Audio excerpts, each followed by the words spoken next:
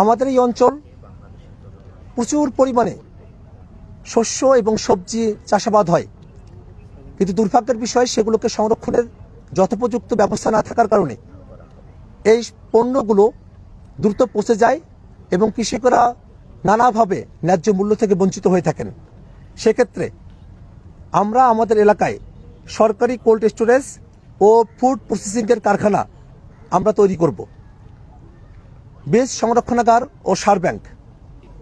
সারের সংকট আমাদের প্রান্তিক পর্যায়ের কৃষকদেরকে নানাভাবে তাদের কৃষিকাজে বাধাগ্রস্ত করে এবং তাদেরকে নানা ধরনের হয়রানির মধ্যে পড়তে হয়। বীজ সংরক্ষণ তারা করতে পারেন না এবং উন্নত জাতের যে বীজ সেটা সরবরাহ এখানে খুবই অপ্রতুল।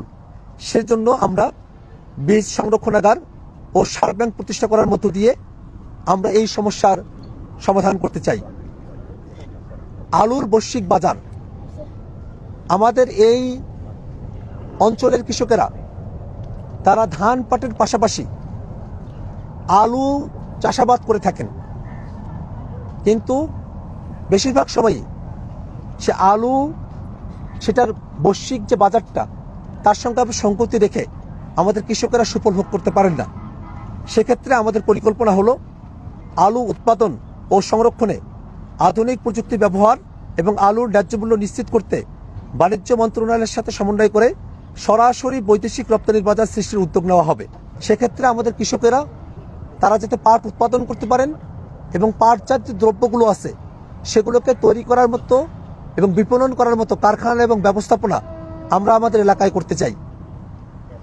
আমাদের কৃষকদের জন্য আমরা আধুনিক ও সমন্বিত চাষ পদ্ধতির প্রশিক্ষণের ব্যবস্থা করতে চাই। শ্রম অঞ্চল হারাগাছের জন্য আমাদের কিছু বিশেষ পরিকল্পনা রয়েছে। শ্রম অঞ্চলের শ্রমিকদের স্বার্থ রক্ষার জন্য শ্রমিকদের ন্যায্য মজুরি নিশ্চিত করা, শ্রমিকদের জন্য হেলথ ইন্স্যুরেন্স স্বাস্থ্য বিমার ব্যবস্থা করা, শ্রমিকরা যে অঞ্চলগুলোতে বসবাস করেন সেই অঞ্চলগুলোকে বসবাসের উপযোগী করে তোলা আমাদের অন্যতম লক্ষ্য। স্বাস্থ্য ও সামাজিক সুরক্ষা। ইউনিয়ন অ্যাম্বুলেন্স সেবা। প্রতিটি ইউনিয়নে জরুরি রোগী ও গর্ভবতী নারীদের জন্য সার্বক্ষণিক সরকারি অ্যাম্বুলেন্স সেবা নিশ্চিত করা হবে এবং নিরাপদ স্বাস্থ্যসম্মত পরিবেশে আমাদের মায়েরা তারা সন্তান জন্মদান করতে পারবেন।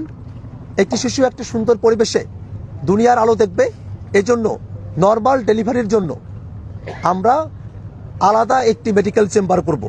প্রাথমিক এবং মাধ্যমিক স্তরের যারা শিক্ষার্থী আছেন তাদের জন্য নানা ধরনের কো-কারিকুলার অ্যাক্টিভিটিস, কুইজ, বিতর্ক, অলিম্পিয়াড, বক্তৃতা, অঙ্কন, নানা ধরনের কার্যক্রমের মধ্য দিয়ে আমরা আমাদের যারা তরুণ শিক্ষার্থী আছেন আমরা তাদেরকে প্রশিক্ষিত করে গড়ে তুলব।